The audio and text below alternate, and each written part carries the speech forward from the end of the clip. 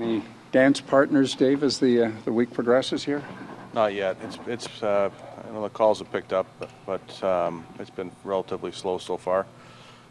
I expect that probably to continue through the rest of the day, and then as it usually does the day before, you start to get some meaningful conversations. How different is it this season, given the position this hockey club is in, compared to where you were a year or two ago? Well, it's a little different. We're not trying to necessarily sell off players for future assets. We're either going to likely add a piece or two or stand pat. I wouldn't say we wouldn't move players, or even some players that are necessarily have a year left or UFAs, but we wouldn't move them for draft picks. The players have worked hard to try to get themselves in this position, and if we make deals now, by and large those will be for pieces that can help us. This is a fairly young team you have here, Dave. Do you think that the veteran element could be something that might be beneficial in the next month or two? No question. The only problem is the price tag for the veteran element is the young players that you just talked about. So that's not a situation that we have a whole lot of time for right now. That we do have some players that have some experience, have some playoff experience. We want to make sure that those guys lead down the stretch. If we can add some depth and like I say, a veteran presence at the right price, we would do it, but not at the expense of the young players that are going to be a big part of this in the future. Would you rather add players with term, or are you okay with rental potentially?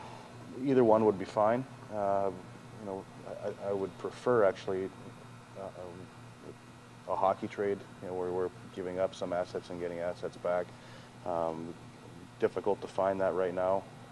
The rental market, I don't think it's actually even defined itself yet.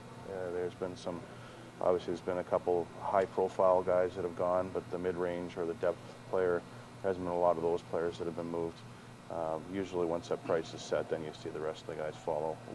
If the price makes sense for us, then we would look to do something. But as of yet, we have very little to choose from. How the team has played in the last couple of weeks, has that kind of changed how you evaluate what you need on this roster? Well, a little bit. It changes what you think you have as well. In other words, there's players that they've put themselves in a good spot. They've worked hard. We still have, in a shortened season, we still have a significant number of games left, so I think we have to point that out as well. But where we sit right now, that's because of the guys in the room, and just to move them out wouldn't make a whole lot of sense for us unless we're bringing players back that can help the group. I think everyone understands that. All the players in the room understand that. But to move players out for draft picks, that doesn't make a whole lot of sense for us. How much of a priority is it to add a goaltender? It's not a priority. It's the same as every other position. If we can add a goaltender that strengthens our group and helps the guys that we have here, then we would look to do it. And if not, I don't think, as we've said all along, we think we have two NHL caliber goalies. They've proved that so far this year, and goaltending hasn't been an issue. So it's really not any different than any other position. If we can improve our back end, we'll do it. If we can get deeper down the middle, we'll do it.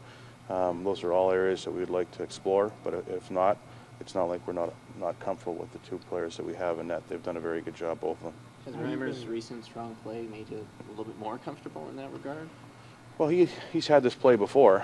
I mean, it's not new for him. I think he's just getting back into a bit of a groove, and we saw that a couple of years ago. Last year we didn't see it, primarily because of injury. He seems to be getting more comfortable in the net right now, and his play has been very good. So there's no reason why that can't continue. Even if we brought another goaltender in, James has done a good job to show us that he can play a lot of games and play at a high level. How disappointed would you be if you didn't even make a trade? I wouldn't be disappointed at all. I mean, then you're making trades just to make yourself feel good. So I don't think that's something that anybody wants us to do. We're going to explore a lot of different areas, and I believe we'll have something to look at by the deadline that we have to make a decision on. But if there isn't something there that's going to help us now and more importantly in the future, then we'll go with what we have. And I think if you talk to a lot of teams, A lot of teams are saying the same thing right now. It's not a year where there's a lot of players available, and some players it would be a reach just to say that they can help you. So to give up assets for players like that, again, isn't something we're prepared to do. There's so many teams that are in it still, and even some of the ones who aren't are happy with a lot of their young players or their core, and they're not willing to move players. So it's a pretty thin group right now. That can change in the next 24 hours, but there's not a lot of players that are on the market. You've got some veteran guys with the Marlies. Are you likely to hold on to them for your own depth purposes, or help find them some NHL jobs if Collar came in knocking? We would entertain that if there was a situation where we could put them with an NHL team. Again, the players that are there that have worked hard deserve a chance. If that's something that made sense, then we wouldn't hold them back. Is adding experience in goal part of the thinking, maybe? Experience and depth. I mean, if you look at at where we are, our goaltending with the Marlies has been pretty good. But again, there's not a lot of playoff experience with those goalies, and we'd like to get them some.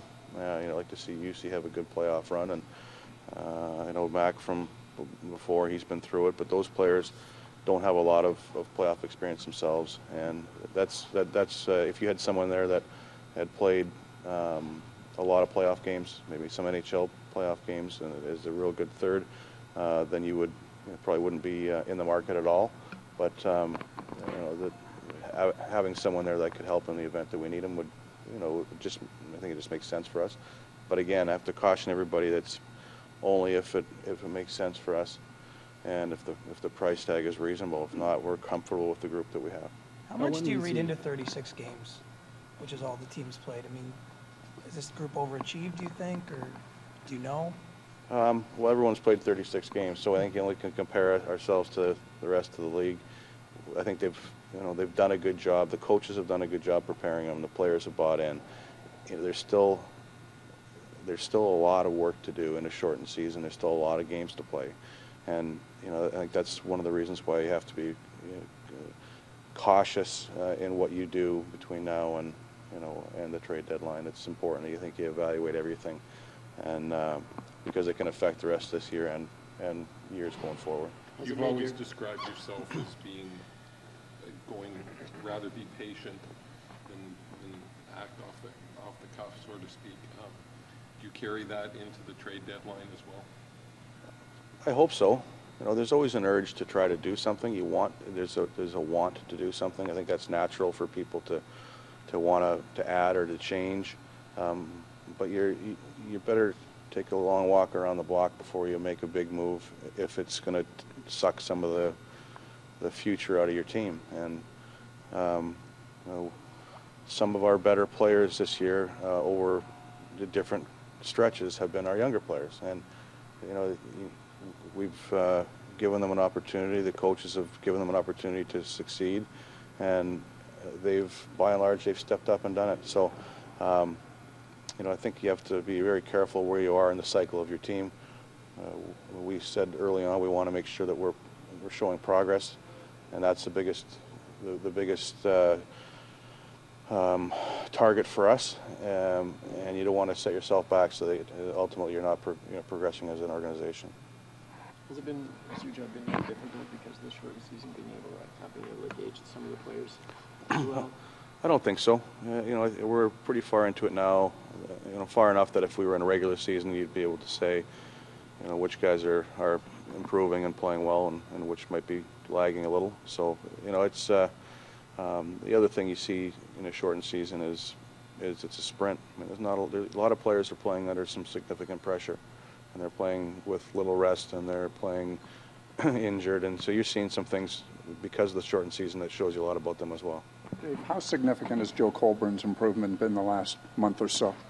He's a different player than he was the first 2.5 months of the season. I think the injury set him back, and I think he had to get his own game back into shape, where he was carrying the puck and controlling the play, doing some of the things he was doing last year. He's been a lot better, and he's right now he's pretty much the leader of that group in terms of creating offense, and that's something we're going to need here at some point. I want to ask this delicately, but to the Olympics. Where are you at on his progress this year? He is today. I mean, that's all you can say is where he is today, and you know, he's done a very good job. He's competed. You know, he still has some parts of his game that you're probably never going to get out, but that's because of his creativity. You know, the odd turnover that you cringe, but you can't suck that out of a guy like Naz either, because he needs that to put up points and to be the best player he can be. The only thing I would say about Naz, you would see, where is he today? He's a top 10 scorer. His body of work is very small, and I think we have to all recognize that. And if he does have a setback, and hopefully doesn't, that we're still dealing with a young player that's learning a lot about the game. But I can't do anything but give him credit for what he's done so far. Do you worry at all when you see Don Cherry kissing on Hockey in Canada, and maybe some of the stuff we say are right about him? And as long as Don's not kissing me, he can do whatever he wants. All right, listen, he's earned a lot of what he's getting right now.